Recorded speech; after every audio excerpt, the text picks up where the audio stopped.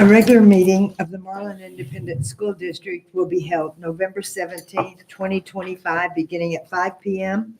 in the Marlin ISD Boardroom at Marlin High School, 1400 Cap Street, Marlin, Texas. The subjects to be discussed or considered or upon with any formal action may be taken or listed below. Items do not have to be taken in the same order as shown on this meeting notice. Unless removed from the consent agenda, items identified within the consent agenda will be acted on at one time. We'll do the call to order. For the roll call, I have Kathleen Barrett, Present. Rosalind Dimerson, Present. Misty Ehlers, Present. Billy Johnson, Lynette Outland, Present. Marcia Rydell-Huber. She's on her way. She told me she's just running a little late. And Berlin Terry, I'm here. All right, next we're going to have the Pledge of Allegiance followed by a moment of silence, please.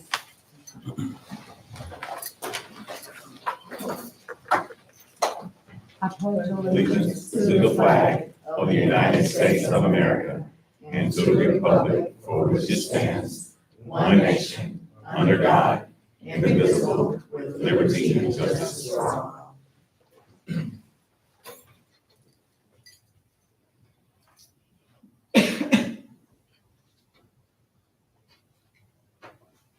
Okay, thank you.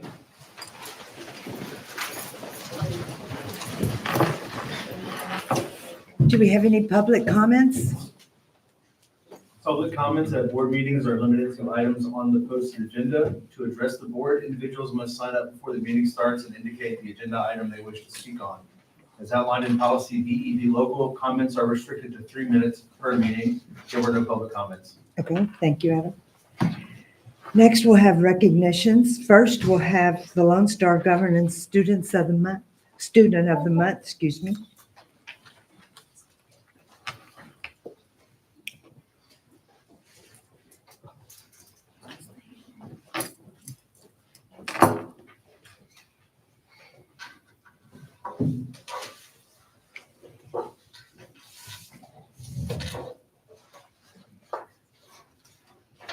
Good evening, everyone. Our student of the month is Zanaya Brown. Zanaya is a proud 7th grade student at Marlin High School. She demonstrates a strong enthusiasm for her education and enjoys sharing her knowledge with others. At school, she appreciates receiving positive feedback from her classmates when she answers questions correctly. But outside of school, she enjoys engaging in role-playing activities such as playing school with her stuffed animals. Her favorite subject is social studies, and her favorite teacher is Mrs. Wilder. Zanaya wishes to become a teacher like Ms. Wilder when she grows up. Zanaya is the youngest of 4 children, but let her tell it, she's the oldest and the boss of the family. Marlin has always been home, but if she had it her way, she will be in Houston with her big sister. Our student of the month is Miss Zanaya Brown. I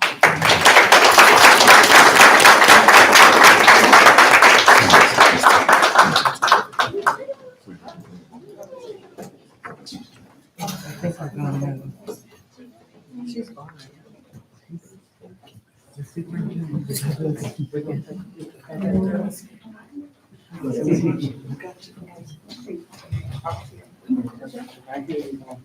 Take a picture of Mr. Bates, okay? I got you right. No,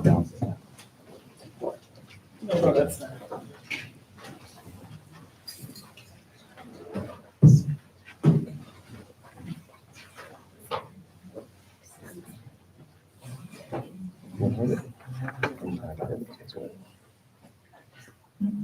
Bridget Nevels is out front with the camera here.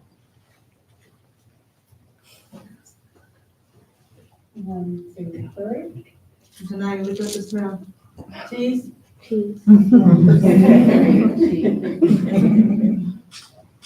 Very good. Thank you, Mom.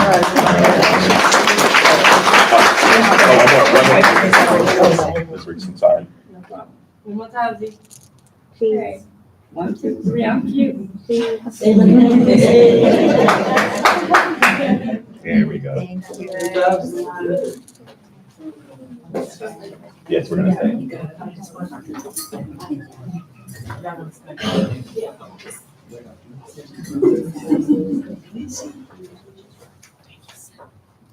All right, our teacher of the month, Ms. Michaela Wilder, is a dedicated educator currently serving as a 7th and 8th grade social studies teacher at Marlin High School.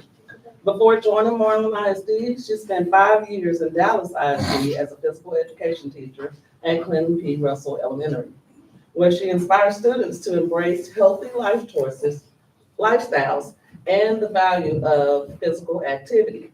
As the oldest of 3 children and a proud mother of 2, a 7-year-old son and a 1-year-old daughter, Ms. Wilder values family, leadership by example, and the importance of creating lasting memories.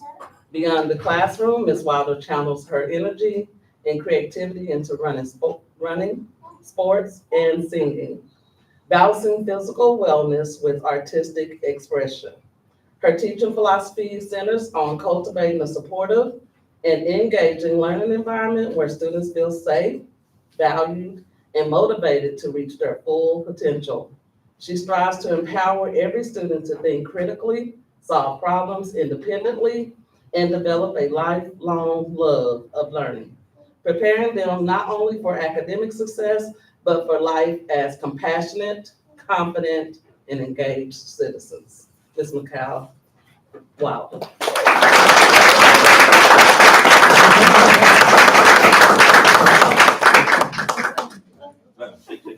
Sorry, I'm nervous, y'all. Hi.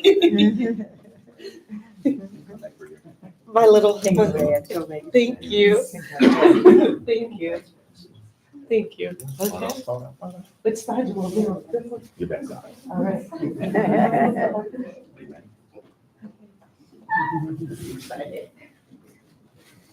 Okay, 1, 2, 3. 1, 2, 3. All right.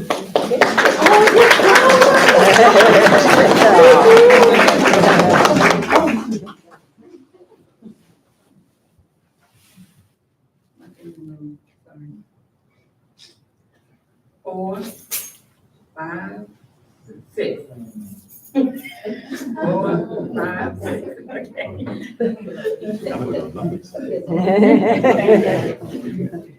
Thank you so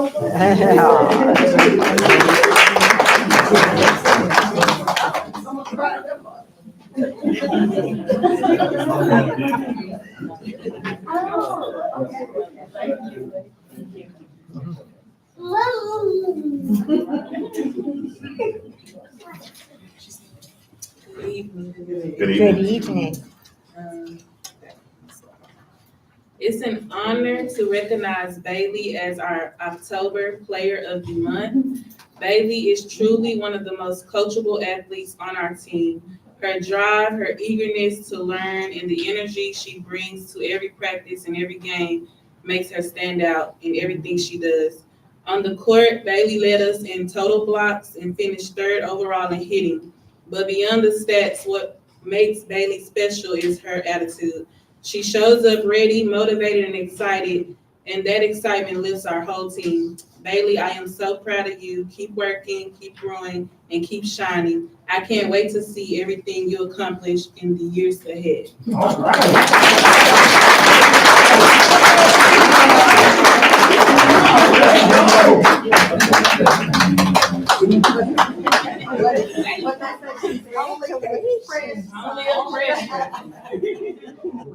Congratulations. Good job. Follow up, right? Here, that's what's fine.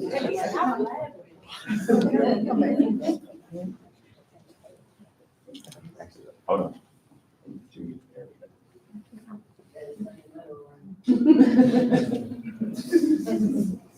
And put them even. 1, 2, 3. 1, 2, 3. All right. This red paper.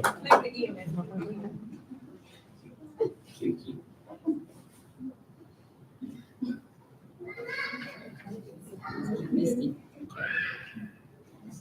7, 8, 9. Good job.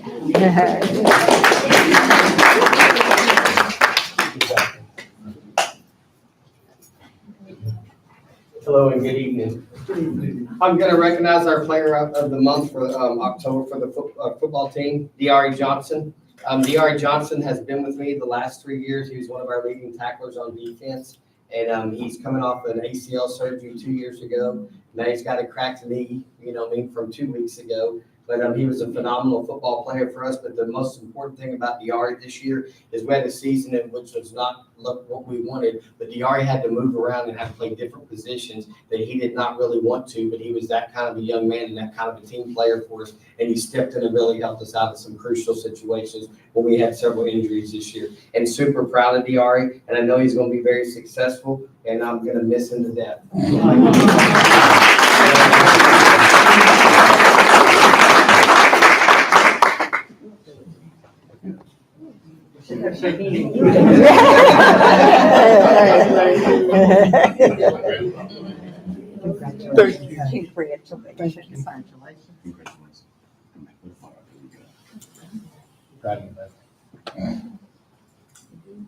Awesome.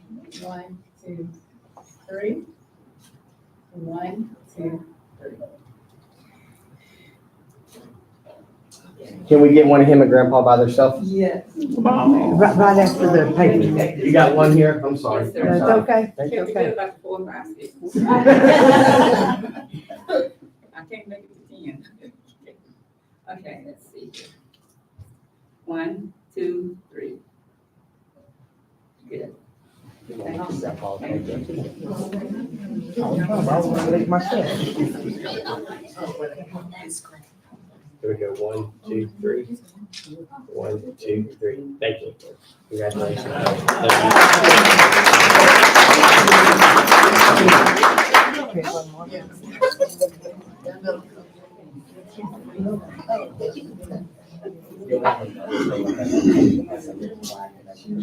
All right, good evening. Good evening, good evening. Good evening. Make sure everybody's here. So, our dancer of the month this month for October is Miss Imari Butler. Okay. While I don't have a long speech like everybody else, I think her work speaks for itself. As a senior who excels not only in dance, but also in FFA, basketball, track and field, exemplifies what it means to be a well-rounded student, balancing dedication and passion in all that she does. On top of her outstanding accomplishments, she's like a niece to me, and I couldn't be more proud to see her thrive both on and off the stage.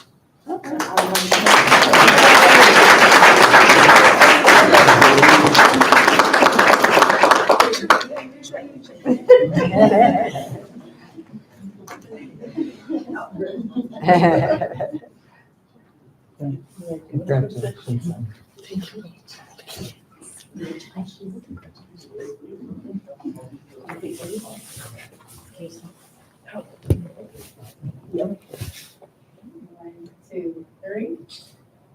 1, 2, 3.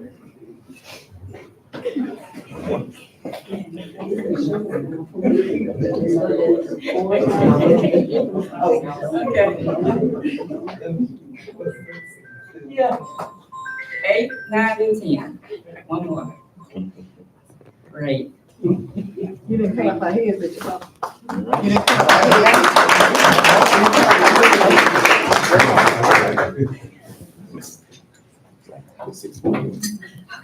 I'm going to do 2, so I'm going to read band's performer of the month for band.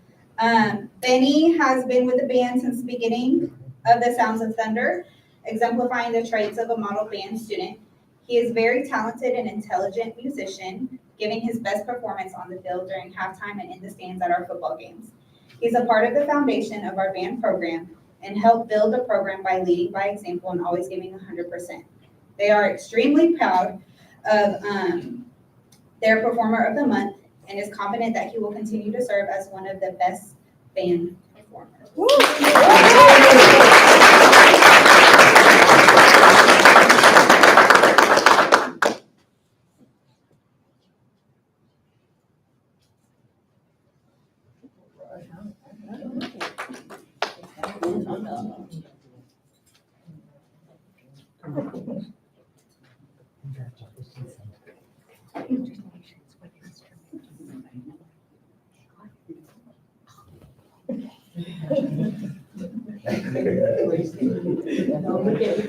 I know what that means. I know what it is. I said, I know what it is. 1, 2, 3. 1, 2, 3.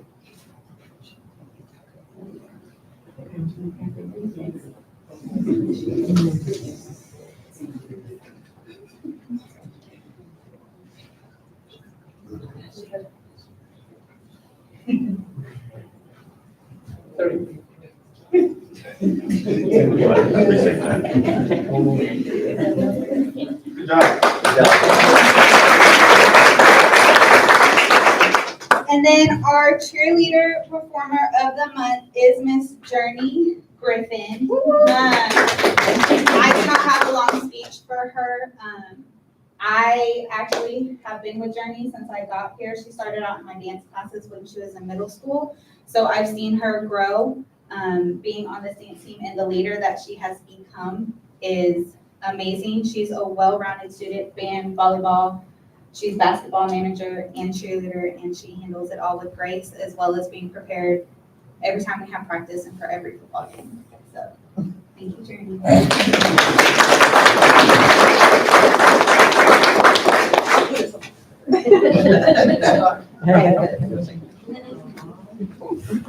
Thank you. Thank you. Thank you.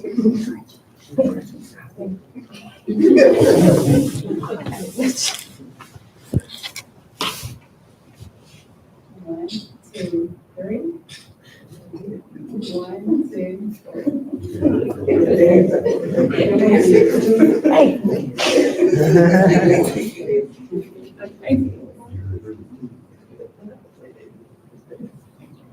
X, Y, and Z. Good job.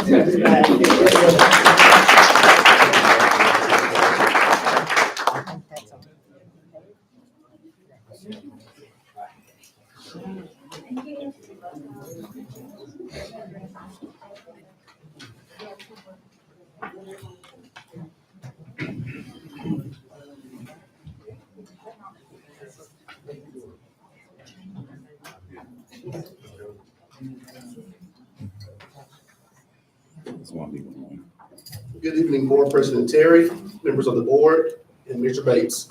Tonight, I'd like to introduce to the community our new Executive Director of Student Services, Ms. Bridget Nevels. She began her career as a math teacher before becoming a counselor supporting students in academic planning, post-secondary readiness, and social and emotional development. As a principal in elementary, middle, and high school, she served students and was the founding principal of an early college high school. Her leadership has resulted in state distinctions, innovative dual credit pathways, and systems designed to promote equitable student success. She is also a dedicated community and professional servant leader who has held the leadership roles in her sorority, various professional organizations, and local civic groups. Ms. Nevels is currently pursuing her doctorate in educational leadership at the University of North Texas. Please help me in welcoming Ms. Bridget Nevels.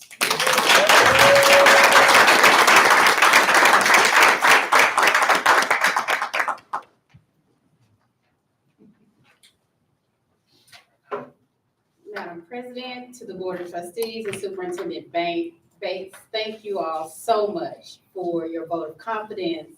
And I am hippopotamus happy to serve in the city and the school district of Marlin ISD. Thank you. Thank you.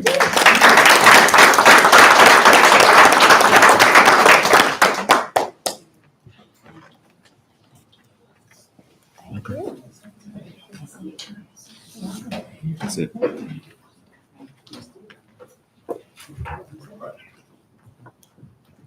All right, next, we're going to go into closed session at 5:20, please.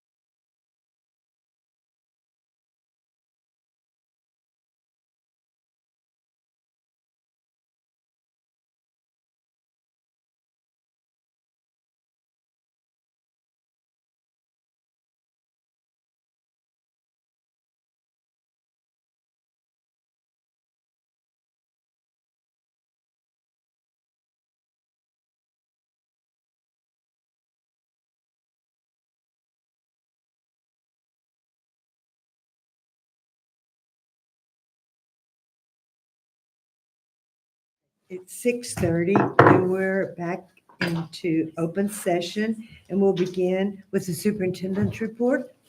All right, thank you, Madam President. I'll be very brief. And still in getting acclimated to Marlin ISD, I got a chance to be able to meet with many of the staff this past week. And they've, as everyone else has, greeted me with open arms. And I appreciate their ability and their availability to make sure they were willing to talk and kind of share with me things that they're interested in. Some of those things are still trickling to additional meetings. But it's been great being here and speaking with the staff. Students, you're next. So be ready and be willing to share, your experiences on Marlin ISD, but everything has been great. And then I'll close the superintendent report with Mrs. Barrett and myself got a chance to attend one of the services of one of our students. And I do want to take the time to share that our hearts and our prayers or thoughts are going out to the Richardson family. And, to watch a father bury their son and to watch a mother have to have services for her son. I just want to be able to say at this time, right before our Thanksgiving break, for us to be thoughtful but also for those of us sitting at the dais, for the administration and the staff members, our time is short. And so we have to make sure that we're very serious about everything that we do, because we don't have as much time as we think. And our kids deserve our very best as long as we have them. So, Madam President, that will conclude Superintendent's report. Okay, thank you very much.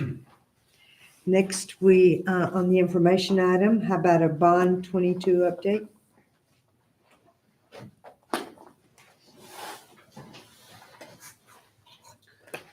Board President Ms. Terry, members of the board, Mr. Bates, I'm once again bringing you an update on our bond 2022 projects. I keep mentioning that we're winding down, but of course everything kind of seems to extend out. And I did get a chance to go by the new gym construction today and meet with the supervisor over there. So I'm happy to bring you a couple of those updates.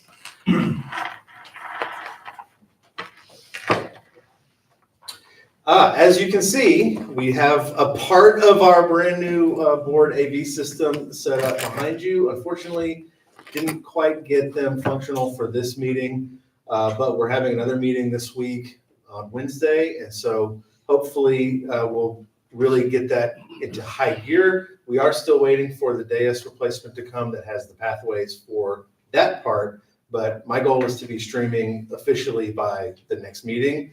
If not then, definitely by the first January meeting. New gymnasium work, they are basically completed with the foundation prep. They have the vapor barrier, the drainage, the rebar. They are doing a little bit of more work on the exterior side of the existing gym before they pour that. And then the next step will be the parking lot. The press box, they are working on some little tune-up items in there. During the board report last week, I did mention a couple of those. Some things like moving some switches around that are just an inch too low, things like that, and some other items. So hopefully we'll have some more finished pictures for you whenever those projects are completed. So as I was mentioning about the new gymnasium construction, this is before the rebar went down. I had to deliver this before I got a chance to get pictures for the rebar, but if you drive past, you can see that it's there. It's all gridded up and it's ready for concrete. Unfortunately, they are expecting rain to come in the next few days. So we'll see if that gets done. But I'm assured that that part of the project should be happening or done by around December the 8th. So hopefully at next board meeting, I'll have some updated pictures and information for you regarding that. Are there any discussion items or questions that you have? Thank you. Okay. Next, we'll have the Falls County Rural Collaborative Report. Afternoon, Board President Terry. Thank you. Mr. Bates, the superintendent. Won't take long. I know y'all been here a long time. Thank y'all for having me. We're going to kind of report on some of the changes that have occurred since I talked to y'all during at the end of the year last year or August last year and discussed everything that we had accomplished last year. So kind of where we're at right now, some big things to come. So board meeting, picture me, I always talk about, y'all seen all that of me, I need to take it out, I'm gonna take it out one day.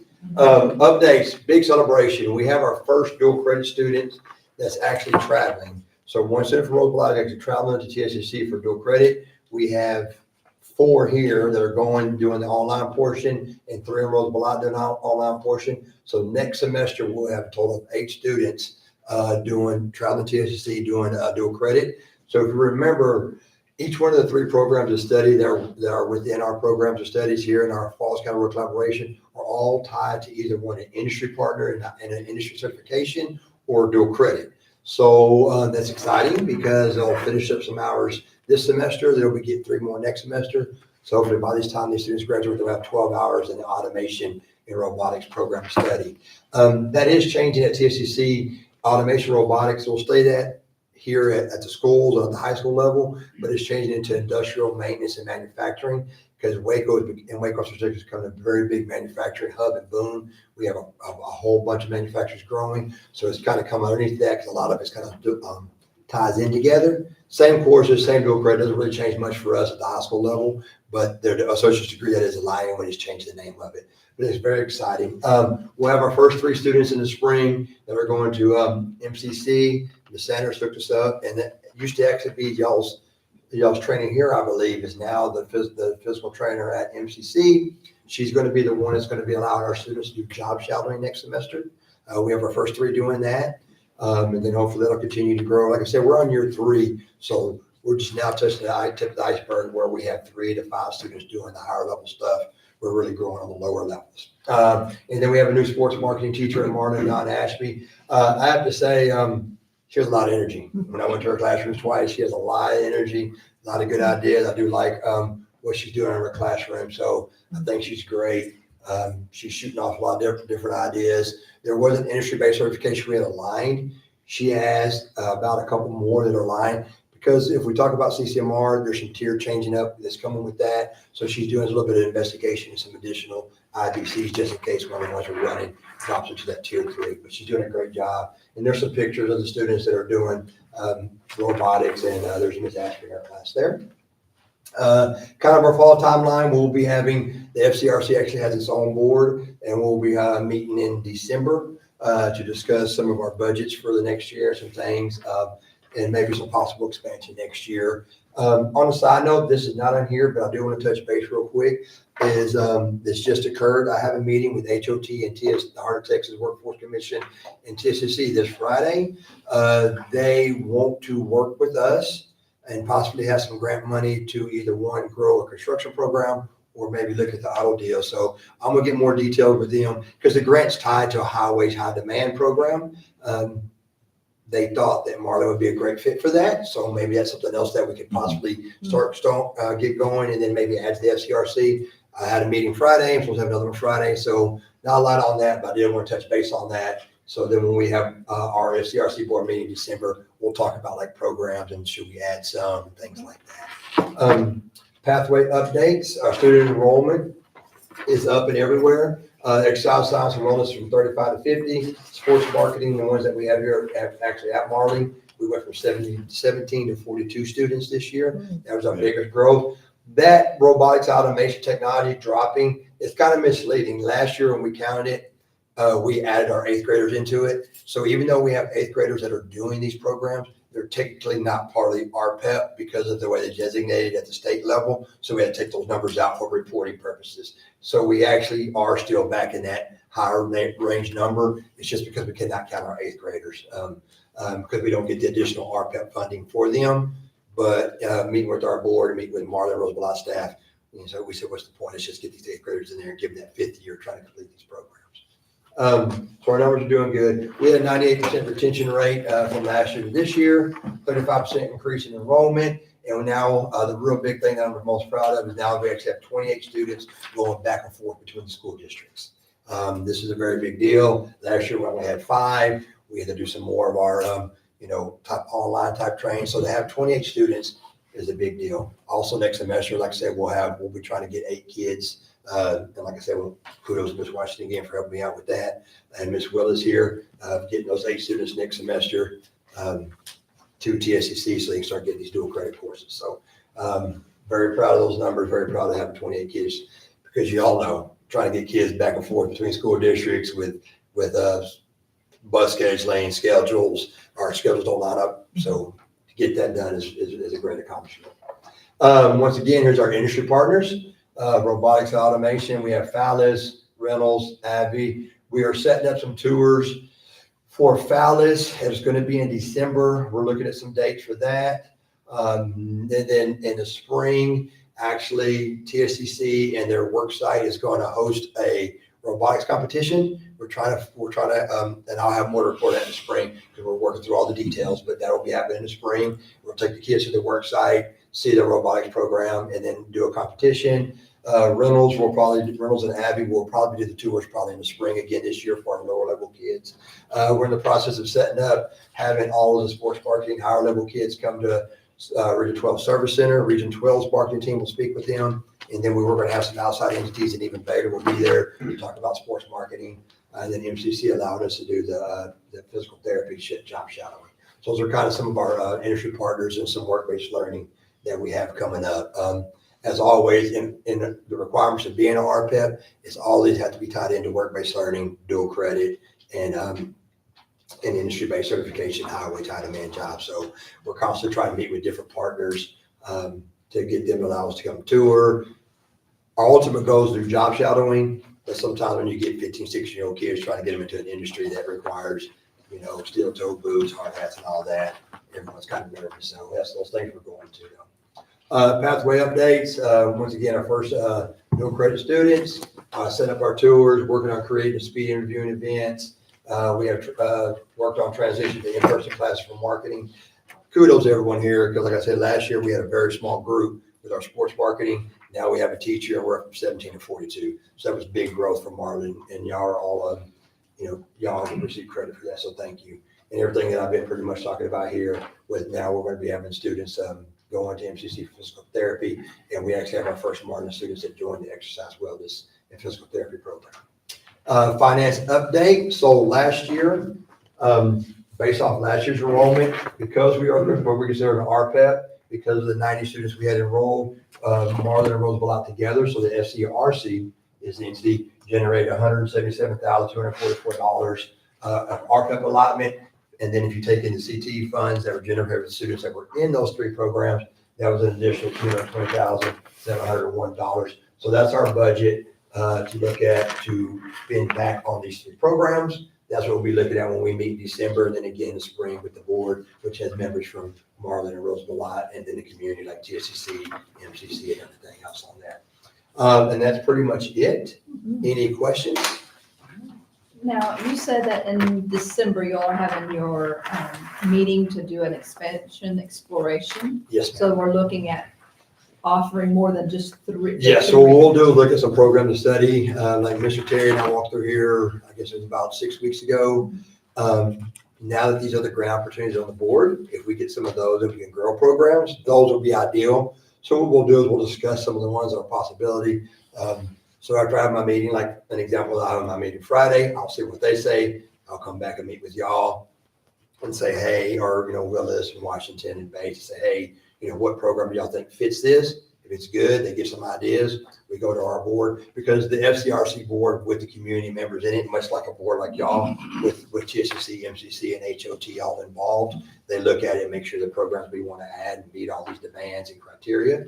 So if they do, it's a possibility for us to add them. And also in the future, like I expressed it one time before, eventually our ultimate goal would be maybe to see if there's any other school that we want to join us, like Chilton or Bremont or someone like that. I still feel like it being our second year, I think we're better off adding additional programs, working out things between Rosebud and Marlin and transportation before you get that big. But that's always on the table for everything. But yes, ma'am. So are these three programs the only CTE programs we have in our district, or do we have extra? No, y'all have a lot more. Those are only three. So the FCRC is kind of an entity within the deal. So those three programs of study, Marlon, Roseville, and the board and everything decide, hey, these are the three programs of study we're going to call the Falls County Rural Collaborative. So those three are associated with the FCRC, and that's why they get the additional RPEP funding. Okay. Yes, but y'all have cosmetology and a bunch of other ones. So And y'all have an awesome auto tech building over there that could be used for some things as well, so. Thank you. But any other questions?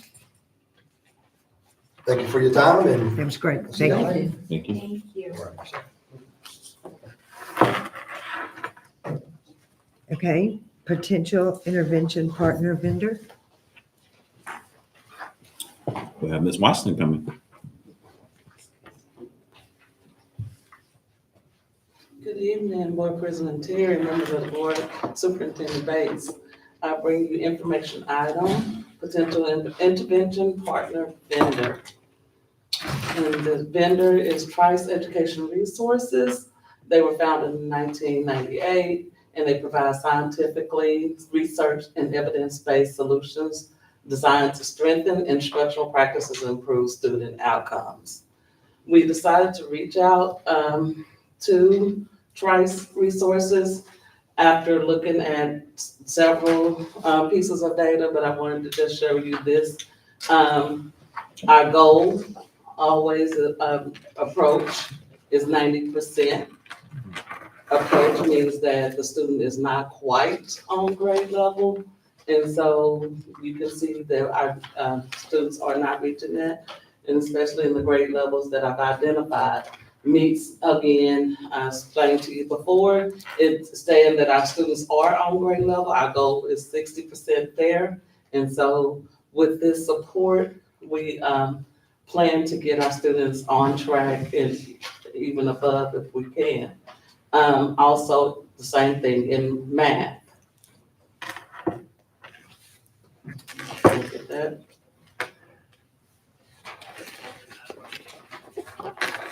And so the plan would be on our 5-day school weeks, that they would come 2 days a week, on Wednesdays and Thursdays from 8:30 to 3. Those educators who are certified would come in, plan with teachers, support teachers in the classroom, and then even work with students in small groups. We all know that when the kids are in small groups, they get more, the focus is more on what they need and working on those skills and improving those skills. And so that is the plan there. On our 4-day week, when we're not in school on Fridays, we still plan to continue the intervention on Fridays. And so those guys would come on Thursdays from 8:30 to 3, but on Fridays from 9 to 12 when we're doing our intervention time there. And so we're looking at a total of 20 sessions at 350 times the 2 teachers in reading, 2 teachers in math, 14,000 each, totaling a cost of 28,000. And this is a quote from a school district that has used Trice. I have worked closely with the consultants from Trice Educational Resources for the last 3 years. I have found them to be very helpful in advancing the education goals of the institution. Their consultants have worked with many parts of our population and many of our teachers with a focus on student achievement. If you are considering using Trice in their resources, I recommend them to you as a helpful and educational organization. And so coming December, we will be requesting the board to approve a purchase that exceeds the $24,999 threshold for Trice Education Services. Any questions?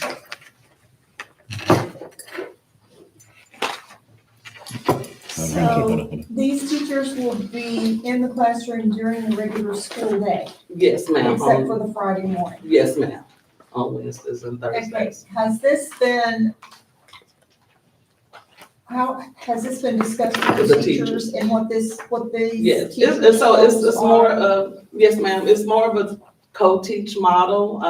No one coming in to take over anything that the teacher's doing. And so they will plan together, they will work together. It's more of a support for the teacher, and then going in and pulling, as we go through that guided, the gradual release of the lesson. As we get to the individual independent practice, they can pull out and work in small groups. And so really honing in on getting the help for students on their individual skills that they need. Okay. And that way the teacher can pull small groups and that other educator could pull small groups as well.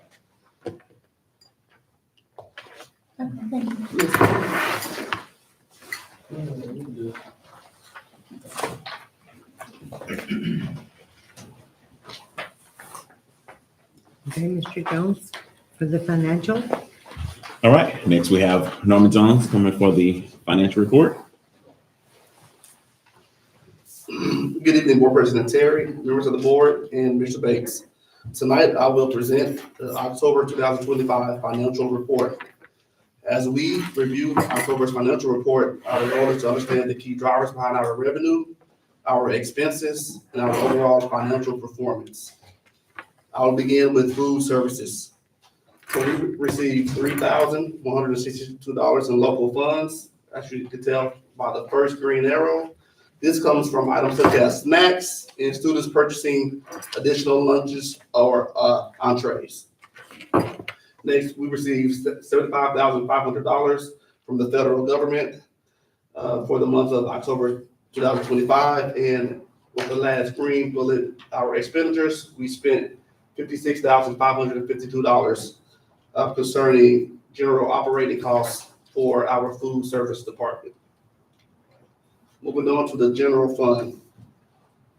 So as one can see, we have a very healthy fund balance, and I'm proud to say that our staff and students have exactly what they need. There is not a shortage. We have our principals are providing supplies for our students and for their teachers, and so we're not in a deficit. That's great news. I'll call your attention to function 51, which is facilities, maintenance, and operations. If you notice, the percent for the year, we've already spent 47%, but that is because of an insurance payment that we had back in September, and that's a once-a-year payment. So it looks like, well, why did spend so much money and it's only in November? That's why. Also, function 93 is also a function where we have a one payment a year that comes out. And so I know we spend 75% of that budget, but it has to go to the Falls Co-op. We're part of that group. Moving on to interest and thinking. So in local revenue, we have received a little under $1,200. This number will increase as taxes start rolling in January, February. And so this is the account that we pay our bond payments out of. So we make payments out of this account in the months of February and the month of August. So not a lot of traction here. Our construction account. So as we're nearing up the high school and our Legion Field, function 81, we spent $463 for the month of October. So our last project is looking at our gym. So we've, as you can tell, the money has been spent in a good way. This room 2 years ago didn't look like this. So we have been very diligent on making sure that we have done what we said that we were going to do with those bond funds and not to misappropriate any money. Last but not least, we have our investment accounts. So you can tell from the first green arrow, this particular account, tax pool account, $30,000 in interest earned. The next account, our tax pool construction account, a little under $2,000 in interest. If you look at our first public account, the last construction one there, we have earned $31,642.51. So this is very important because we're legitimately earning real money every month, right? So this is a little under $70,000 that we're able to put back to our accounts just based off of interest. And this is another piece of our financial report. Are there any questions?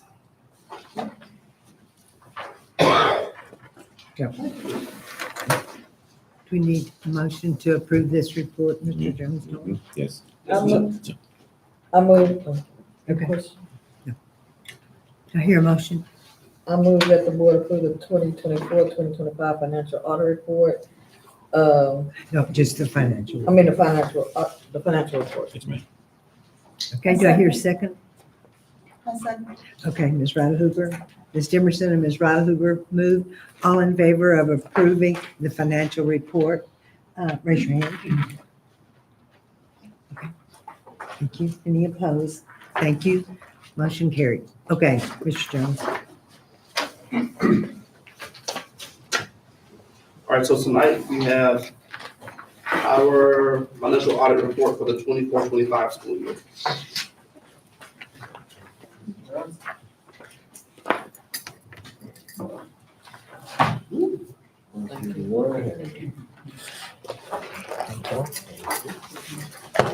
Thanks, sir.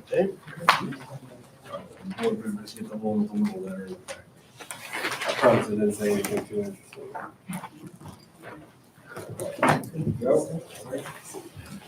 Got a few extras for the galley.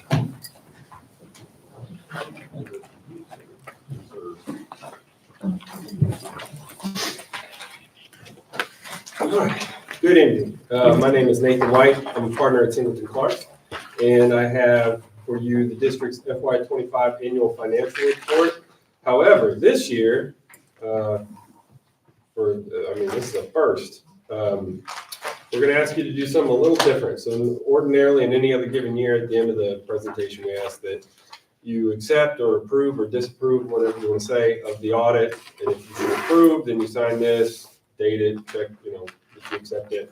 We take it back, upload it to TEN. However, currently, the compliance supplement, as it's called, which dictates how we perform single audits, which is a special audit that happens inside of the financial audit or kind of to the side of the financial audit.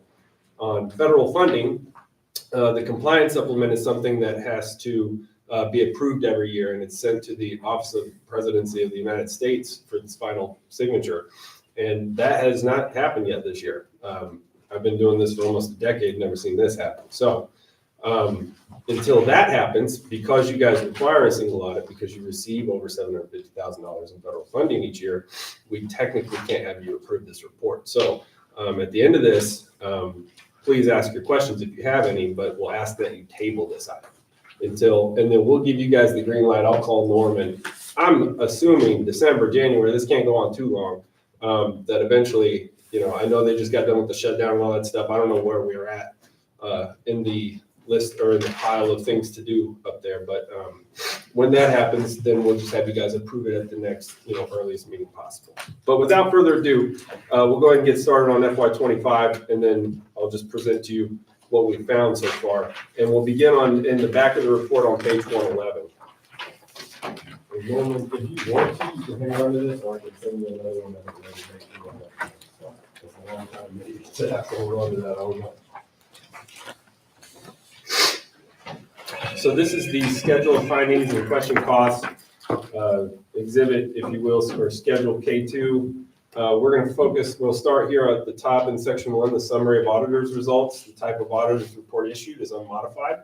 That's a good thing. That means we didn't have to modify any of our opinion language. In short, it means that we believe these financial statements here to be free from material misstatement, whether due to like fraud or error or any kind of thing like that.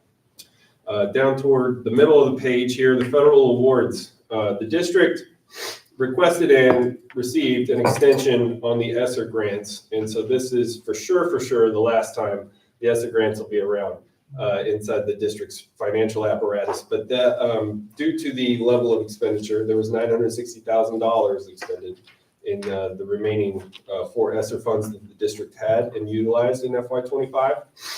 That was the funds or the grant program, if you will. It's kind of a cluster situation that we focused our single audit on. I will say, as it relates to the single audit, even with the compliance supplement not having been approved, every year we overtest in it anyway. So I'm confident that everything that we've done is already sufficient, but again, it's a technicality. If we flip the page over to page 113, this is in relation to the financial statement audit or the regular financial audit. And we did have one finding this year related to budgetary compliance. This is not a terribly uncommon thing to run into with school districts. In 2024, the district also had one of these. I would chalk this one up to, in my opinion, just sort of an administrative changeover that kind of happened there at the end of that fiscal year. I think it was probably a little hectic in that sense, just, so many moving pieces. And I think a few amendments may not have made it to the board in time for you guys to approve them as of June 30. But just something to keep in mind going forward. I offer all my clients, if you want my 2 cents on it, I'll look at your budget to actual and where you're trending. If you want to ask me in May or something like that, I'll give you my best guess. Obviously, if you still go over, you still get a finding. But so this year, it is what it is. I think in talking with Norman and everything else, I think this is something we can get cleaned up in FY26. So I'm not too concerned about it. And like I said, it's a low level finding. It's not a significant deficiency or material weakness or anything of some great magnitude. It just is what it is as far as when you go over in a functional line item in the general fund, the child nutrition fund, which you guys is in the general fund, or the debt service fund. Next, we're going to start flipping toward the front of the report, and we're going to land on page 65.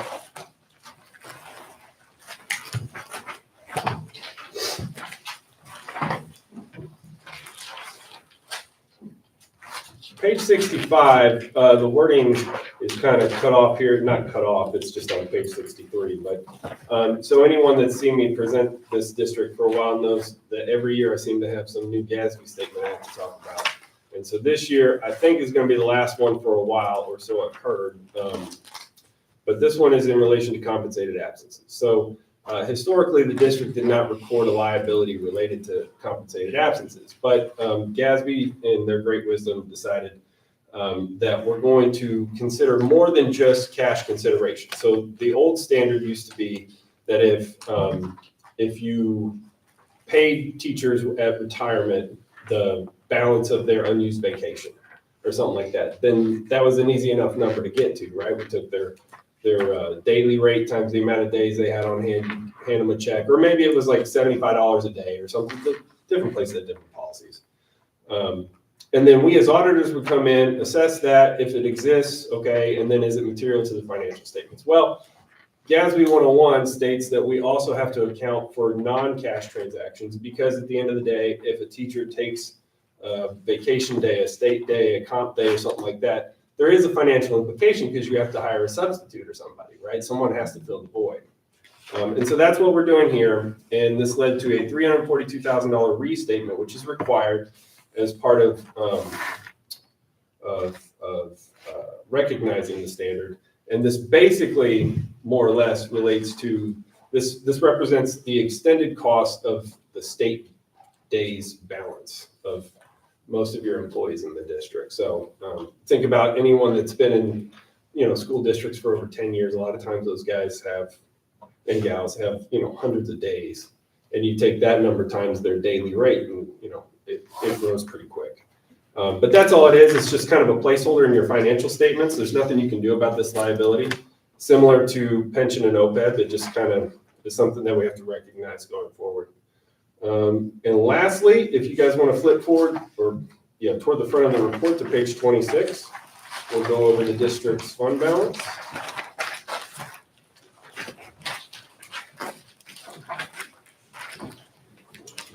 So again, this is June 30 of 2025, so we're just about 4 or 5 months removed. But these are your audited financial statements, so this is the best information we have as of June 30, 2025. This is the statement of revenues, expenditures, and changes in fund balance. For your purposes, this is your income statement. The district had 2 major funds this year, the debt service fund and the capital projects fund. Funds are either major or non-major based on financial metrics, just things like total assets, total liabilities. So we didn't just put those up there just because we like it. That's just, it's dictated to us that those had to be presented as major funds. But I'm going to focus on the general fund in the left column there, everyone's favorite fund, and the district's general operating fund. So if you peer down toward the bottom of the page, you can see the district recognized a reduction in fund balance for the year of $163,440 to end at $9,812,115 in general fund balance. Ordinarily, we suggest districts maintain anywhere between 3 and 6 months of fund balance. This is a very healthy fund balance in June 30. This is basically about 80% of your non-capital related expenditures, which is about 9.5 months. So certainly looking very good from a fund balance perspective. But that's it for my prepared remarks. If anyone has any questions or anything, or would like to go over anything at all in the report, I'd be happy to address that. I have a question. How many days cash at hand do we have? Well, that would have to pull out my calculator for cash on hand. Generally speaking, for the purpose of fund balance, that's kind of what we're doing with the 9.5 months. Your cash, you don't have a lot of cash on hand, but that's because you have $23 million in investments, earning all that great interest that Norman was going over. So you have almost no cash on hand at June 30. And so I don't know that that's necessarily what you're asking. I think you're asking how many days of resources do you have, essentially? Yeah, less your liabilities. So that would just be something to the effect of maybe 280. Yeah, I'd round that off at about 280 days. Yeah. Do you mind telling them what's required in the state of Texas? There's just 3 months of fund balance is the only requirement that I'm aware of. So, but you guys are well surpassing that. And sometimes if districts get over a year or something in fund balance, we'll make suggestions about, maybe you would consider as a, like a signal to the public, the taxpayers, like we're going to commit this or assign this or something. But I mean, you guys passed the bond, you're building all kinds of new stuff. So I think the public knows. So that would be just my 2 cents on it though. Yes, ma'am. I don't know if this is a question for you. It's the request, I'm requesting clarification for the budgetary non-compliance. Yes, ma'am. I can, real fast, that's on page 31 if you guys want to look at it. Just go ahead. I'm sorry. I didn't mean to interrupt you. Function 11, function 35, function 41, and function 81. Yes, ma'am. So on page 31, 11 would be instruction. Is that what you're asking? Yes, sir. Yep. So 11's instruction, 41 is general maintenance, 35 is food services. Yes. And then the one that got you pretty good was function 81, facilities acquisition and construction. That one was over $500,000. But, that year over year, function 81 is not even necessarily in your budget. That one, and it's tough because if you look at what function 81 typically, I mean, that's capital outlay, for the most part, that's capital asset additions. That could be if the district was chipping in as part of any of these bond projects. We see that sometimes they kind of supplement the 699. There's a plan. If you look on page 43, you have something what we refer to as a capital assets roll forward, where you kind of have the beginning and you can see the amount of additions the district put on. Obviously, most of this financed through the capital projects fund with that bond money. But just in the construction that's still ongoing at June 30, you guys added $13 million. We in place $2.6 million into buildings and improvements. But all that function 81 activity, that's what that is. It's typically not an annually budgeted item. It's kind of like we got a project that we want to tackle with some general fund dollars. Or sometimes you'll see districts pass like maintenance tax notes. It's very often that they'll pass things like maintenance tax notes to kind of supplement those bonds when change orders come through. And so, yeah, that was a big one in 25, but I don't foresee that, at least as it relates to function 81, probably being a huge problem in 2026.